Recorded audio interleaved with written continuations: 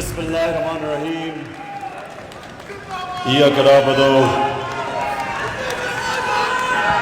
و ایاک نستعین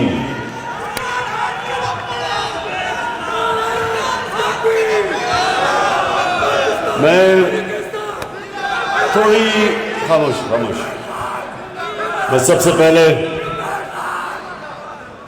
آج opposition parties کا دل سے شکریہ ادا کرنا چاہتا ہوں۔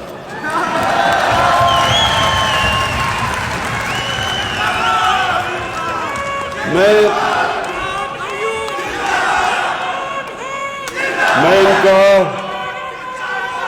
ان کا اس لیے شکریہ ادا کرنا چاہتا ہوں کہ انہوں نے لوگوں کو ٹماٹر اور پیاز کی قیمتیں بھلا دی ہیں۔ اب تک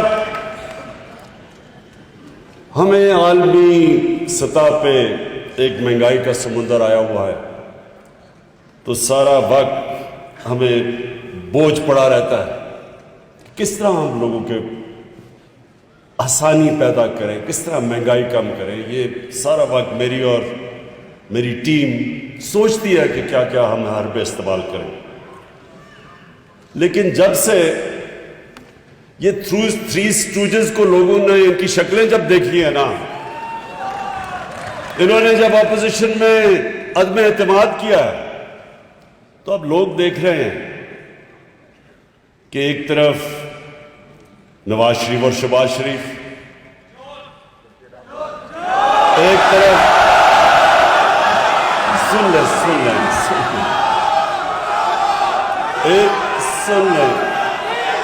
دوسری طرف آصف زرداری،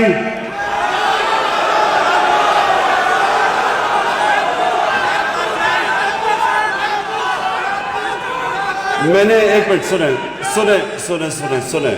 میں نے یہ اپنے لوگوں سے کہا، میں نے کہا دیکھو انہوں نے میرے لیے اتنا میرے اوپر احسان کیا ہے کہ میں ان کو اب برا بھلا نہیں کہنے لگا۔ صرف تو ایک طرف سن تو لو، ایک طرف نہیں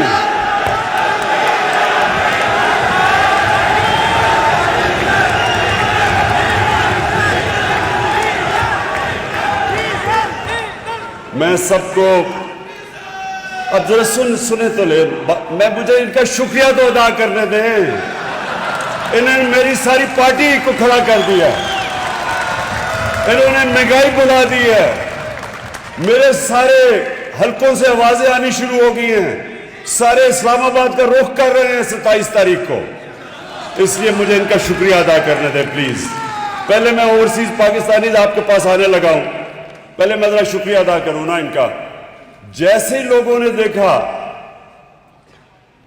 کہ یہ تین شکلیں، ایک طرف فضل الرحمان،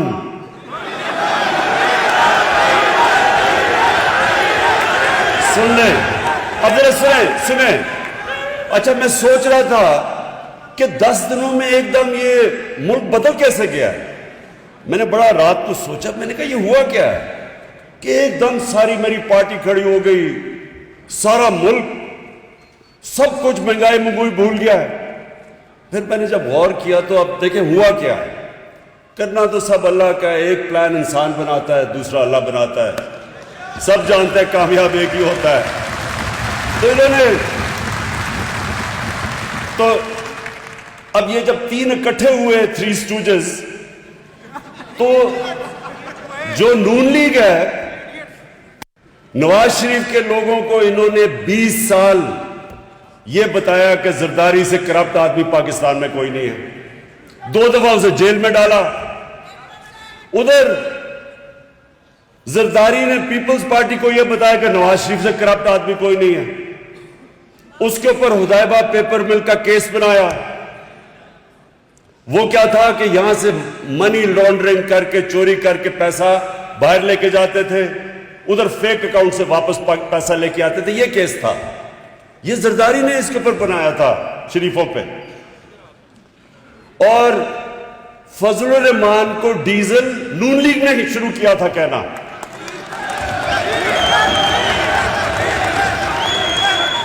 نون لیگ کا ایک رنگ باز جس نے فضل الرحمان کا نام ڈیزل رکھا تھا، ہم نے نہیں رکھا اس کا نام. اور ڈیزل اس لیے کہ وہ ڈیزل کے پرمٹوں پہ پیسے بناتا تھا. اب یہ سنیں ذرا، فضل الرحمان کی پارٹی سمجھتی ہے کہ پیپلز پارٹی اور نون لیگ چور ہیں، نون لیگ سمجھتی ہے زرداری چور ہے، فضل الرحمان ڈیزل ہے. پیپلز پارٹی نواز شریف کو چور سمجھتی ہے اور اس کو ڈیزل. اب یہ جب تینوں اکٹھے ہوئے ہیں تو میں ان کا شکریہ اس لیے ادا کرنا چاہتا ہوں کہ ساری قوم نے دیکھا ہے کہ اگر انہوں نے ملک کو بچانا ہے تو بہتر ہے کہ عمران خان کے ساتھ ڈوب جاؤ.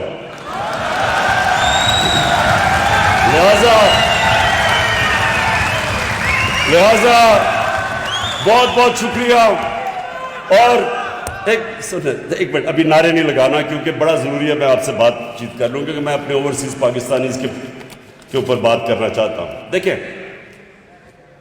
یہ اللہ کا خاص کرم ہوا ہے اس ملک پہ کہ یہ تینوں اکٹھے ہو گئے اور انہوں نے فیصلہ کیا عدم اعتماد کی تحریک کرنے کا، وہ میرے خلاف وہ کرنے کا. تو میں نے اس دن، آپ یقین کریں، میں نے اللہ سے 2 نفل مانگ کے شکریہ ادا کیا.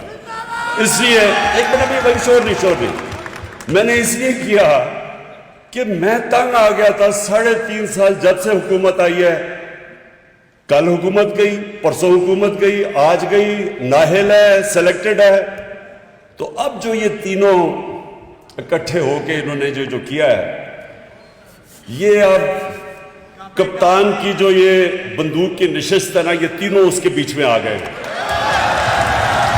اور جو سنیں ذرا سنیں دیکھیں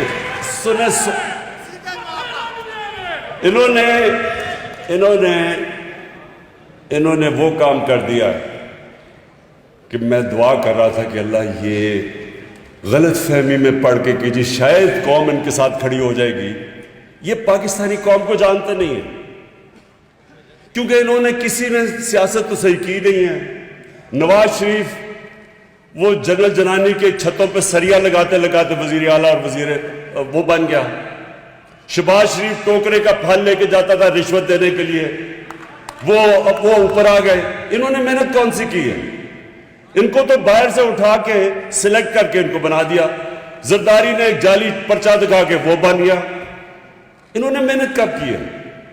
اور فضل الرحمان 30 سال سے دین کو بیچ رہا ہے، انہوں نے کیا محنت کی ہے؟ یہ ابھی آپ نے پوری فلم دیکھی، ایک پارٹی نے گراس روٹ سے کھڑے ہو کے تھوڑے سے لوگوں کے کیمپین کر کے عوام میں جا کے محنت کر کے مارے کھا کے مشکلیں دیکھ کے ہم یہاں پہنچے. یہ کبھی بھی ہمارا مقابلہ نہیں کر سکتے. اور عوام کی ایک چیز یہ سمجھ جائے، لوگ مشکل وقت، عالمی مہنگائی، اس کے اندر لوگ مشکل میں تو ہیں، لیکن یہ ان کو غلط فہمی ہوگی کہ کیونکہ لوگ مشکل میں ہیں، لوگ ان 3 چہروں کی کرپشن بھول چکے ہیں، یہ غلط فہمی میں پڑ گئے اور یہ کپتان کے ٹریپ میں آ گئے ہیں. اب انشاءاللہ آپ دیکھیں گے یہ کیا ہوتا ہے ان کے ساتھ. میں یہ پیشن گوئی کرتا ہوں کہ یہ صرف عدم اعتماد ان کی فیل نہیں ہوگی، ان کی 2023 کی الیکشن بھی گئی. اچھا میں ذرا اوورسیز پاکستانی دیکھیں، کیونکہ میں بھی کوئی 20 سال اوورسیز پاکستانی رہا ہوں. میں باہر کرکٹ کھیلتا تھا، باہر کمائی کرتا تھا. میرا کرکٹ کی وجہ سے اور پھر شوکت خانم کی وجہ سے میرا سب سے زیادہ اوورسیز پاکستانیز کے ساتھ رابطہ رہا. میں ان کی مشکلیں جانتا ہوں، میں ان کی کنٹریبیوشن جانتا ہوں. میں یہ جانتا ہوں کہ جب یہ ایک پاکستانی ملک سے باہر جاتا ہے تو اس کو اپنا ملک یاد آتا ہے، اس کو پھر اپنے ملک کی صحیح معنی میں پتہ چلتا ہے کہ یہ ملک کتنا بڑا اللہ کا تحفہ ہے۔ پھر وہ اندر سے اس کو تکلیف ہوتی ہے کہ ہمارا ملک کیوں نہیں اوپر جاتا، دنیا اوپر جا رہی ہے، ہمارا ملک کیوں پیچھے رہ گیا، اس کو درد ہوتی ہے اس کی۔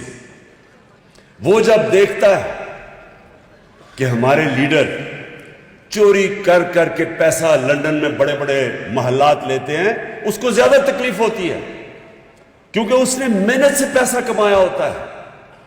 انہوں نے 12 گھنٹے کام کیے ہوتے ہیں جب باہر جا کے کہ اپنے بیوی بچوں کا پیٹ پالیں، ان کو اچھے اسکولوں میں پڑھائیں، ان کی تعلیم دیں۔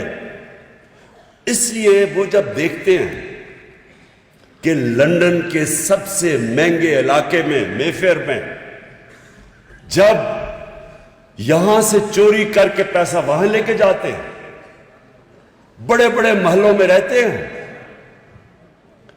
بڑی بڑی گاڑیاں چلاتے ہیں، کسینوز میں رات کو یہ بھرے ہوئے ہوتے ہیں، جوا کھیلتے ہیں، تکلیف ہوتی ہے۔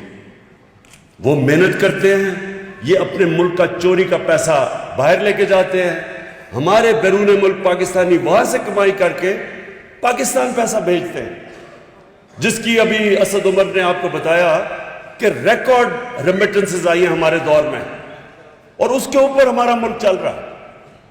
تو یہ وہاں محنت کر کے پیسہ پاکستان لائیں، وہ یہاں سے چوری کر کے منی لانڈرنگ کر کے پیسہ باہر لے کے جائیں اور عیاشی کریں وہاں، یہ اور ان کے بچے، ان کو تکلیف ہوتی ہے۔ ہمارے وہ محنت کش پاکستانی وہ جب دیکھتے ہیں، ایک تکلیف یہ ہوتی ہے کہ چوری کے پیسے میں عیاشی کر رہے ہیں، دوسری تکلیف یہ ہوتی ہے کہ یہ ملک کو بدنام کر رہے ہیں، کیونکہ جب یہ باہر جاتے ہیں اور یہ باہر محلوں میں رہتے ہیں تو سارے ان کی حکومت کے لوگوں کو، ان کے وزیر اعظم کو، سب کو پتا ہوتا ہے کہ ان کے پیسے کدھر کدھر پڑے ہیں اور کتنا چوری کا پیسہ ان کے پاس ہے۔ آج روسیوں کا، جو روس کے بڑے بڑے بزنس مین ہیں، جن کو اولیگارکس کہتے ہیں، ان کے سارے پیسے ضبط ہو رہے ہیں، ان کے آف شور اکاؤنٹ ضبط ہو رہے ہیں، کیونکہ ان کو غصہ ہے روس کے اوپر۔ اس کی وجہ سے یہ ان کے ساری پراپرٹیز، اثاثے، جائیداد وہ ضبط کر رہے ہیں، اور ان کو بھی یہی ڈر ہے۔ یہ جو بڑے اس وقت، یہ جو خاص طور پہ 2 بڑے خاندان جنہوں نے یہاں سے چوری کر کے اربوں ڈالر ان کا باہر پڑا ہے، یہ صرف یہی نہیں کہ چوری کرتے ہیں، ان کا چوری کا پیسہ ہمارے ملک کو غلام کر دیتا ہے۔ وہ کبھی بھی سر اٹھا کے بات نہیں کر سکتے باہر کے لوگوں کے ساتھ، اگر ان کو بھی پتا ہے دونوں کو کہ ان کا چوری کا پیسہ ہے، چوری کا پیسہ ان کو غلام بنا دیتا ہے۔ جب آپ دیکھتے ہیں کہ جناب وہ پاکستان کا وزیر اعظم اوباما کے سامنے بیٹھا ہوا ہے، کام پہ ٹانگ رہی ہیں،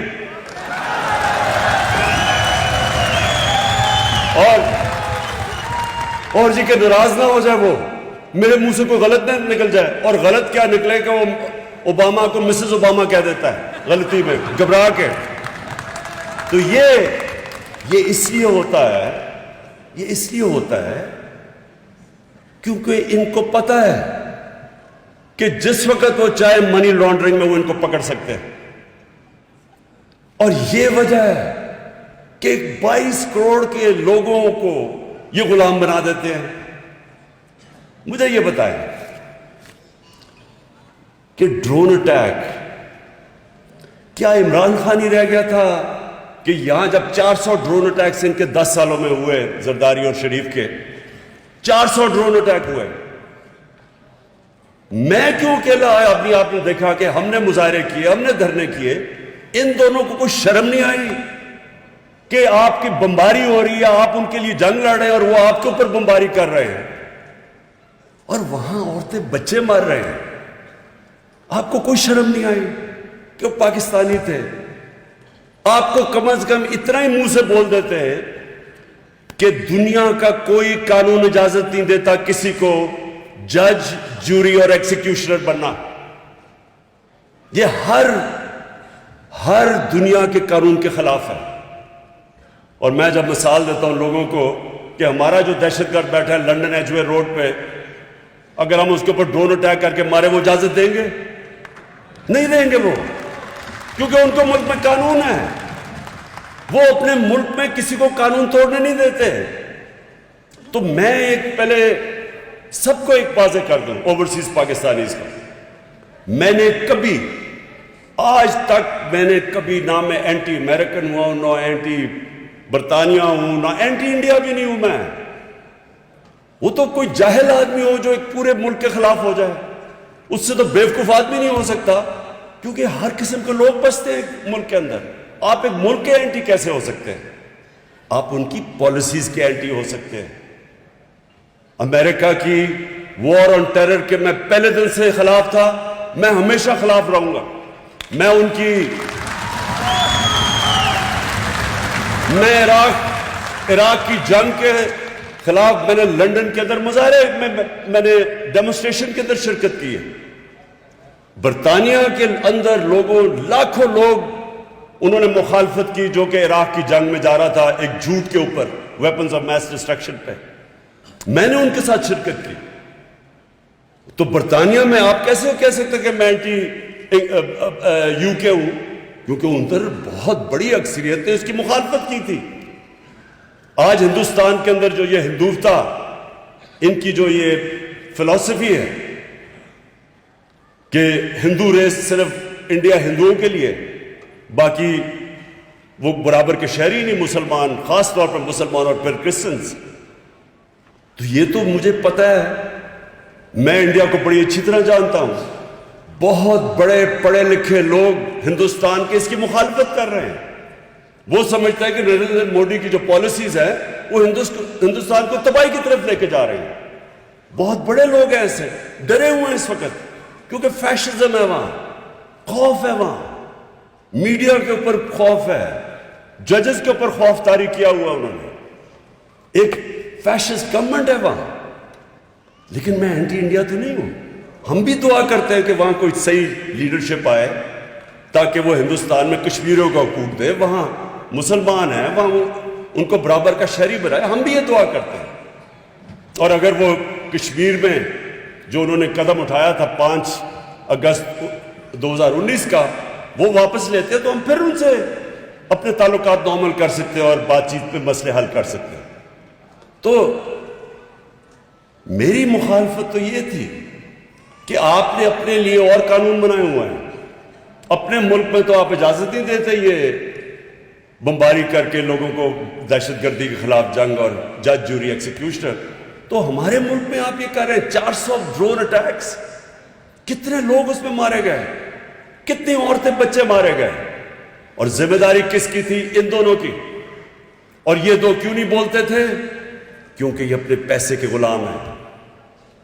اگر چوری کے ان کو اتنا پیسے سے پیار ہے، یہ اس ملک کو بیچ دیں گے اپنے پیسے کو بچانے کے لیے. انہوں نے جو ہندوستان سے نواز شریف نے جو کیا ہے، آپ سوچیں کہ ہندوستان کے پرائم منسٹر سے برکا دت بڑی صحافی ہے، اس نے مجھے اپنی کتاب بھی دی ہوئی ہے. اس نے کہا کہ اپنی فوج سے ڈر کے نریندر مودی سے نواز شریف چھپ کے میٹنگ کر رہا ہے، اپنی فوج سے ڈر کے. یعنی یہ سوچے، اس سے ذرا غور کریں نا. آج اگر پاکستان کی فوج ماشاءاللہ ایک دنیا میں مسلمان دنیا کی سب سے طاقت ترین فوج نہ ہوتی تو ملک کے 3 ٹکڑے ہو چکے ہوتے. آج آپ ذرا حال تو دیکھیں، ایک منٹ سنیں ذرا، مسلمان دنیا کے حال دیکھیں. آگ لگی ہوئی ہے، تباہ ہو چکے ہیں. سیریا کو لو، شام لو، لیبیا لو، افغانستان سے کیا ہوا ہے، عراق میں کیا ہوا، صومالیہ میں کیا ہوا، یمن، ساری دنیا میں عذاب آیا ہوا ہے. پاکستان کو اللہ نے بچایا ہوا ہے. کیوں؟ کیونکہ ماشاءاللہ ایک ملک کی ایسی فوج ہے جو اپنے ملک کی دفاع کر سکتی ہے. اور اور اس فوج کے پیچھے اب ذرا سنیں، یہ دو میمو گیٹ کیا تھا؟ زرداری وہاں حسین حقانی جو ایمبیسڈر اس نے رکھا ہوا تھا امریکہ میں، وہ جا کے میسج دیتا ہے امریکن فوج کے ہیڈ کو کہ زرداری کو پاکستانی فوج سے بچا لو. یہ میمو گیٹ تھا. اب حیرت سوچے نا کہ ایک آدمی ان کو یہ کہتا ہے کہ اپنی فوج سے، اس کو ایمبیسڈر کہتا ہے کہ اپنی فوج سے، پاکستان کی فوج سے زرداری کو بچا لو، اور دوسری طرف نواز شریف ڈان لیگز کیا تھی؟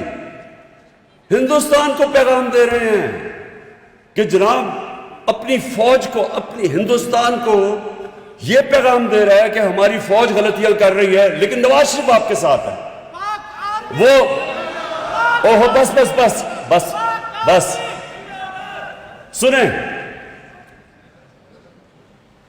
وہ ہر جگہ نریندر مودی پاکستانی فوج، جب پچھلا آرمی چیف تھے رحیل شریف، ہر فورم پہ وہ کہتا تھا کہ دہشت گردوں کا سردار ہے، اور نواز شریف کو کہتا تھا یہ تو بڑا اچھا ہمارا دوست ہے. آپ سوچے کہ مجھے کوئی کہے کہ آرمی چیف، کوئی باہر کا لیڈر کہے کہ آرمی چیف آپ کا دہشت گرد ہے اور عمران خان بہت اچھا ہے، میں اپنی توہین سمجھوں گا. میرے ملک کے چیف کو کہہ رہا ہے کہ وہ دہشت گرد ہے، مطلب کہ میں، یعنی اصل میں تو وہ کہہ رہا ہے کہ پاکستان کا جو چیف منسٹر ہے، پرائم منسٹر ہے، اس کی فوج دہشت گرد ہے، اور وہ بڑے آرام سے اس کو شادیوں پہ بلا رہا ہے. ادھر جدھر جاتا تھا اس کو ان کے بزنس ہو رہے تھے. میں صرف آپ کو یہ بتانا چاہتا ہوں، اوورسیز پاکستانیز کی بات کر رہا ہوں. اوورسیز پاکستانیز کو تکلیف ہوتی ہے جب وہ دیکھتے ہیں کہ اس طرح کے لوگ ان ملک کو شرمندہ کرواتے ہیں دنیا میں کرپشن سے. ان کے اوپر مضمون کیا لکھے جاتے ہیں؟ ان کی کرپشن کے اوپر مضمون آتے ہیں. جب ان کے اوپر ایک آرٹیکل چھپتا ہے انگلینڈ کے مین اخبار میں، جدھر زرداری جا کے ہاتھ ملا رہا ہوتا ہے ان کے پرائم منسٹر سے، اور نیچے کیپشن یہ ہوتی ہے کہ وہ اپنے پرائم منسٹر کو کہہ رہے ہوتے ہیں کہ دیکھ کے کہ تمہاری انگلیاں نہ چوری کر لیں ہاتھ ملاتے ملاتے. یہ ملک کا پرائم، یہ سن لیں، یہ اس لیے ہمارے ملک کے اندر، ہمارے ملک کو اس کا وہ وقار نہیں بنا، اس کا مقام نہیں بنا، کیونکہ اس طرح کے لوگ تھے. مجھے کئی اختلافات ہیں ذوالفقار علی بھٹو سے، کئی چیزوں انہوں نے بڑی غلط کی، لیکن میں آج یہ کہتا ہوں کہ وہ ایک خوددار لیڈر تھا.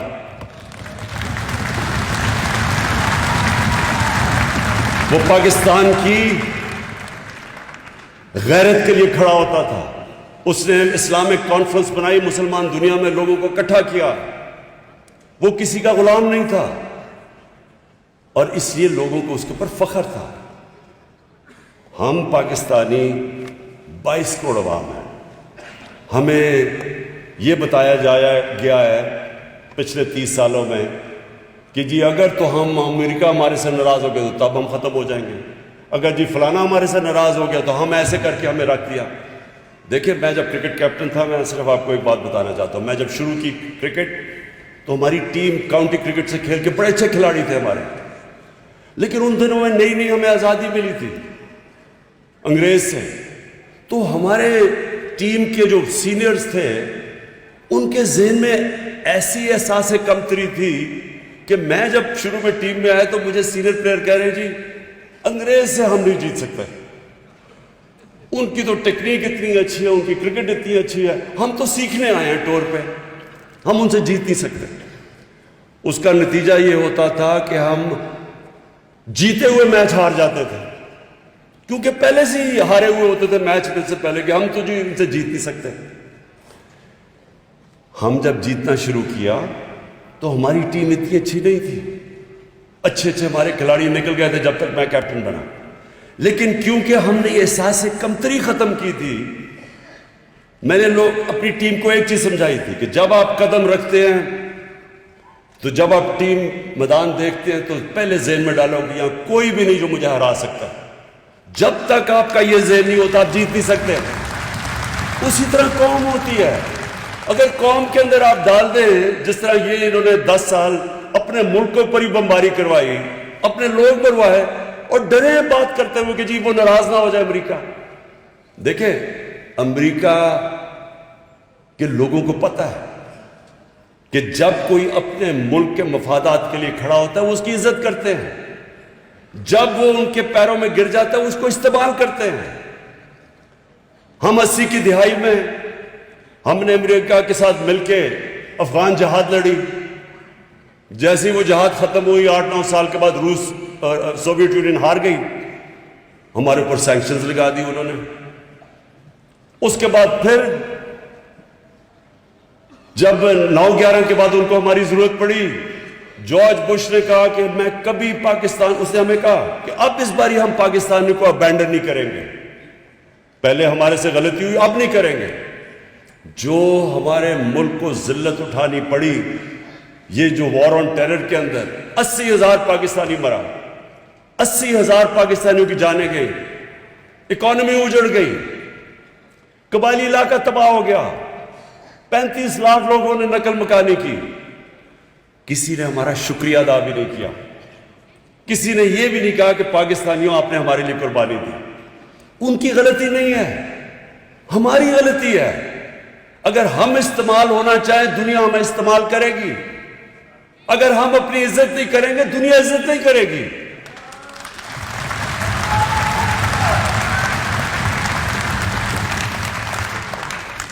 اور میں آخر میں آپ کو یہ کہنا چاہتا ہوں آج سب کو اوورسیز پاکستانیز کے سامنے, پہلے تو میں آپ کو یہ کہ آپ کو ہم نے ووٹنگ رائٹ دلوایا, کیونکہ میرا ہمیشہ میں سمجھتا تھا کہ اوورسیز پاکستانیز ہمارا اثاثہ ہیں, ان کو پاکستان کے اندر ان کی ووٹ بھی ہونا چاہیے. میں تو یہ کہوں گا ان کو الیکشن بھی لڑنا چاہیے, کیونکہ جو لوگ ہمارے ملک پہ پیسہ بھیجتے ہیں, ملک ان کی ریمیٹنسز پہ چلتا ہے, ان کو کیوں نہیں شرکت کرنی چاہیے پاکستان کی پالیٹکس میں؟ اگر لوگ ان کو ووٹ دینا چاہتے ہیں تو ان کو دیں ووٹ. اور دوسری چیز, میں نے یہ بھی فیصلہ کیا کہ اب ہم ابھی تک تو ریمیٹنسز بھیجتے ہیں, اب جو میں چاہتا ہوں کہ اوورسیز پاکستانیز پاکستان میں انویسٹ کریں.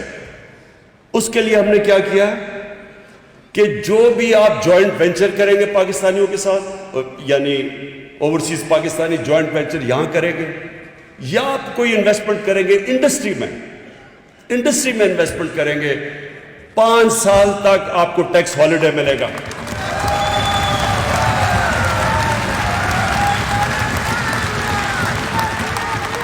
اور باقی سارے جتنے آپ کے پرابلمز, آپ کو وہ سکسیشن سرٹیفکیٹ, وہ جو ڈیجیٹل ہم نے کروا دیا آپ کا پاور آف اٹرنی, وہ ہم نے آپ کی ڈیجیٹل کروا دی ہے. اور انشاءاللہ ہر وقت آپ دیکھیں گے کہ آپ کے لیے آسانیاں پیدا. میں نے اپنی مشنز کو کہہ دیا ہے, اپنے ایمبیسڈرز کو, کہ آپ کا سب سے بڑا کام یہ ہوگا کہ آپ نے ہمارے اوورسیز پاکستانیز کی زندگی آسان کرنی ہے, ان کے لیے آسانیاں پیدا کرنی ہے بجائے مشکلات کرنے کے لیے.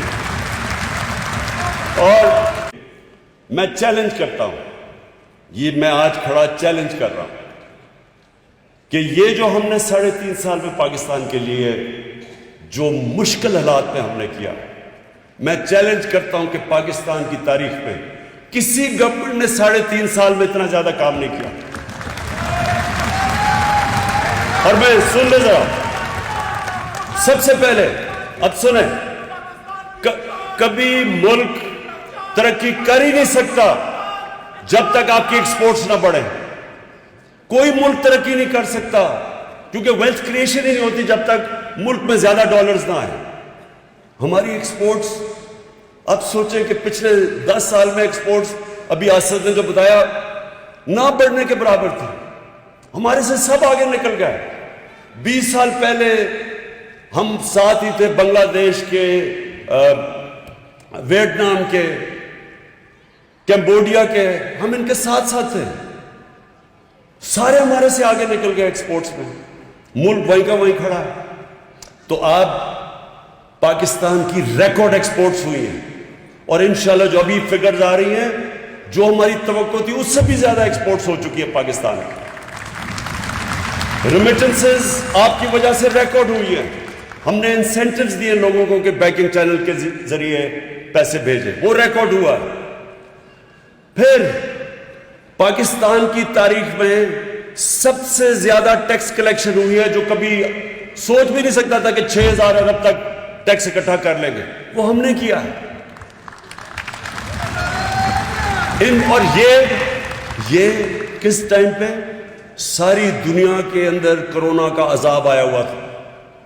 جو برطانیہ میں بیٹھے اور جو امریکہ میں بیٹھے لوگ یہاں بیٹھے ہوئے ہیں, آپ سوچیں آپ کے اوپر کیا گزری تھی, کس طرح کے حالات میں آپ نے سامنا کیا. مہنگائی آج کا کتنی آئی ہوئی ہے آپ سب جانتے ہیں. ہم دنیا نے جس طرح اسد نے کہا, دنیا نے اکنالج کیا کہ جس ملک میں سب سے زیادہ اہلیت تھی, سب سے زیادہ کمپٹنس تھی اس مشکل وقت سے ڈیل کرنے کی, وہ ٹاپ پہ پاکستان تھا. اور اس دور میں اپنے لوگوں کو بھی بچایا, اپنی اکانومی کو بھی بچایا. 5.6% گروتھ ریٹ ہوئی, جو کوئی تصور بھی نہیں کر سکتا تھا. ایشین ڈیولپمنٹ بینک کا بھی وائس پریزیڈنٹ, اس نے کہا میں حیرت ہے کہ پاکستان جس طرح اوپر گیا. بل گیٹس نے آ کے پاکستان کے ماڈل کی تعریف کی. اکانومسٹ نے پاکستان کو رکھا کہ انہوں نے جس طرح نکلے ہیں اس مشکل وقت سے. اور ٹیکس کلیکشن اس وقت پہ 6,000 ارب ریکارڈ پہ لے کے گئے, اپنی ٹارگٹ سے آگے نکل گئے. اور میں نے جب آیا تھا, میں نے پہلے کہا تھا کہ میں انشاءاللہ اس ملک میں 8,000 ارب روپیہ سالانہ اکٹھا کروں گا ٹیکس میں. میں اس سے زیادہ اکٹھا انشاءاللہ آپ کو کر کے دکھاؤں گا, کیونکہ جب پیسہ آئے گا تو ہم اپنے لوگوں پہ خرچ کریں گے, ہم اپنی انفراسٹرکچر ڈیولپ کریں گے. ہماری جو 4 فصلیں تھیں جو بھی بتایا, اس نے 4 ریکارڈ فصلیں ہوئی ہیں پاکستان کی تاریخ. 1100 ارب روپیہ گیا دیہات کے اندر, 65% پاکستان دیہات میں ہے. کبھی پاکستان کے دیہات میں اتنا زیادہ پیسہ نہیں کیا. ان کو قیمت بھی ملی اور فصل بھی ریکارڈ ہوئی اور قیمت بھی کسانوں کو ملی. کبھی ایسے قیمت نہیں ملی. ہاں مہنگائی ہوئی, لیکن جو ان کو اضافی پیسہ گیا 1100 ارب روپیہ, جو اس وقت خوشحالی وہ ریفلیکٹ ہوتا ہے. Record motorcycle sales, record tractor sales, record گاڑیوں کی سیلز, کیونکہ لوگوں کے پاس پیسہ ہے. ریکارڈ اس وقت ٹیکسٹائل انڈسٹری نے سارے ریکارڈ توڑ دیے. ہم جب آئے تھے ٹیکسٹائل انڈسٹری فیصل آباد میں بند پڑی تھی. ٹیکسٹائل انڈسٹری کو ریل اسٹیٹ میں کنورٹ کر رہے تھے لوگ. آج مزدور نہیں ملتے ٹیکسٹائل انڈسٹری کے لیے, ساری پرانی انڈسٹری چلنی شروع ہو گئی ہے. یہ ہماری پالیسیز کی وجہ سے ہوا. آئی ٹی, ساری دنیا آگے نکل گیا ہے, انفارمیشن ٹیکنالوجی میں ہمیں پیچھے چھوڑ گئی. صرف 2 سالوں میں 75% انکریس آیا ہمارا آئی ٹی کے اندر, کیونکہ ہم نے پالیسیز چینج کر دی. کنسٹرکشن میں ہم نے اپنے لوگوں کو بچایا. 1500 ارب روپیہ کبھی بھی اتنا زیادہ کنسٹرکشن میں جنریٹ نہیں ہوا جو ریلیٹڈ انڈسٹریز تھی. تو میں آج یہ جو ساری اپوزیشن کو چیلنج کرتا ہوں, کسی چیز میں ہمارا مقابلہ کرو, ہر چیز میں ہم تمہارے سے آگے ہیں. کہتے جی بڑی مہنگائی ہے. جب یہ تینوں باریاں لے رہے تھے, پیپلز پارٹی کا جب دور تھا, تو تینوں ہی پاور میں تھے, کیونکہ انہوں نے مکمل کر کے 10 سال حکومت کی ہے. جو پیپلز پارٹی کا 5 سال کا دور تھا, اس میں ہمارے سے زیادہ مہنگائی تھی. اس کے باوجود کہ دنیا میں وہ مہنگائی نہیں جو آج ہے. امریکہ میں 40 سال کے بعد اتنی مہنگائی ہوئی ہے, برطانیہ میں 30 سال کے بعد, تو اس کے باوجود ان کی مہنگائی ہمارے سے زیادہ تھی. کوئی انڈیکیٹر لے لو, ہماری تعلیم لے لو, پہلی دفعہ پاکستان کی تاریخ میں یکساں تعلیمی نصاب ہم لے کے آئے ہیں. کبھی کسی نے نہیں سوچا اس چیز کا. اور ہمارا سب سے بڑی چیز, میں چیلنج کرتا ہوں کہ جو ہماری گورنمنٹ نے پہلی دفعہ کوشش کی اپنے نچلے طبقے کو اٹھانے کے لیے, کبھی اس طرح کی کوشش پاکستان کی تاریخ میں نہیں ہوئی. ہیلتھ کارڈ, آپ امریکہ انگلینڈ بیٹھے ہیں, کہیں بھی آپ کو ہیلتھ انشورنس نہیں ملتی پیسے دیے بغیر. یہ ہم کر رہے ہیں پاکستان میں کہ ہر خاندان کو ہم 10 لاکھ روپیہ دے رہے ہیں ہیلتھ انشورنس میں مفت. ہر خاندان کو دے رہے ہیں. یہ کوئی تصور بھی نہیں کر سکتا غریب ملکوں کے اندر. اور اسی لیے ہی یہ ڈاکوؤں کے ٹولوں کو ڈر لگا ہوا ہے. اس ٹولے کو ڈر لگا ہوا ہے کہ یہ جو کر رہے ہیں آگے تو ان کی دکانیں بند ہونے لگی ہیں.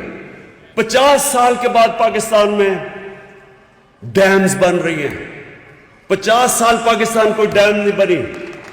اب پانی بچانے کے لیے پہلی ڈیم 2025 میں ممن ڈیم بڑی ڈیم ہے, 2026 میں داسو ڈیم اور 2028 میں باشا ڈیم بنے گی, جس سے دگنی ہو جائے گی ہماری پانی کی سٹوریج. اس کا مطلب ہم اور زیادہ گندم اپنا پانی دے سکیں گے اور علاقوں کو پانی کے نیچے لا سکیں گے. کہنے کا مطلب آخر میں یہ ہے کہ میں چیلنج کرتا ہوں اپنے میڈیا والوں کو, اپنے اکانومسٹ کو, ان ساری پارٹیز کو, کبھی ہمارے ساتھ ڈیبیٹ کرو.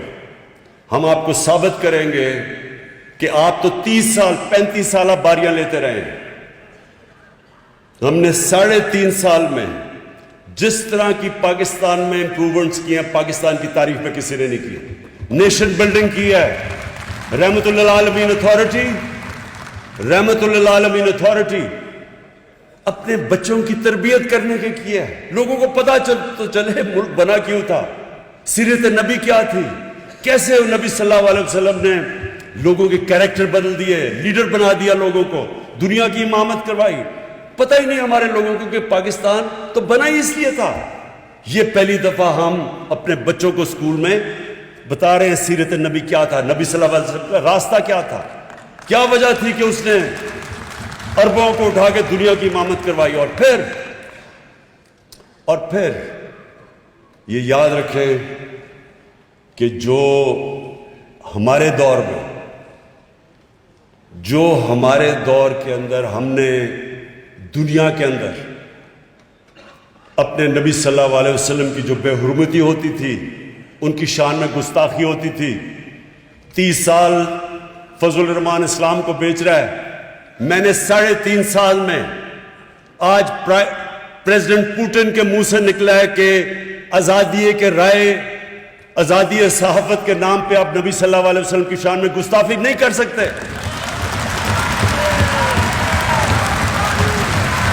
جسٹن ٹروڈو, کینیڈا کا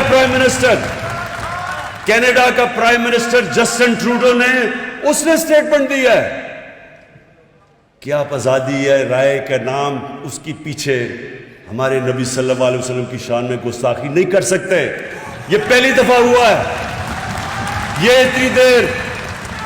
اتنی دیر جو دکان لگائی ہوئی ہے اسلام کی, فضل الرحمان مجھے بتائیں, آپ نے ایک ہیڈز آف سٹیٹ تو دور کی بات ہے, آپ نے کسی ان کے چپڑاسی سے بھی یہ کلوایا ہے باہر؟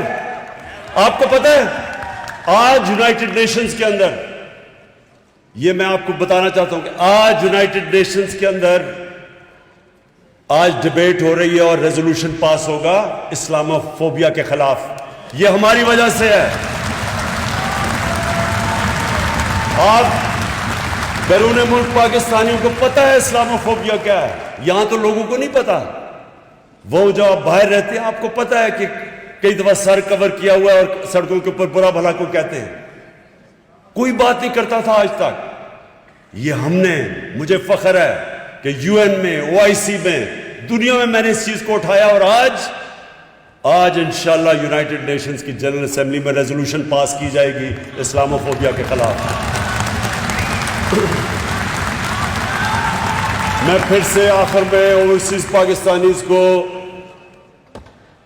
یہ یقین دلانا چاہتا ہوں کہ میری گورنمنٹ آپ کو اس ملک کا سب سے بڑا اثاثہ سمجھتی ہے, اور ہم پوری کوشش کریں گے آپ کی بہتری کے لیے, آپ کی آسانیوں کے لیے, اور آپ کو کیسے کہ پاکستان میں آپ انویسٹ کر سکتے اور اپنا بھی فائدہ اور ملک کا بھی فائدہ کروا سکتے ہیں. شکریہ.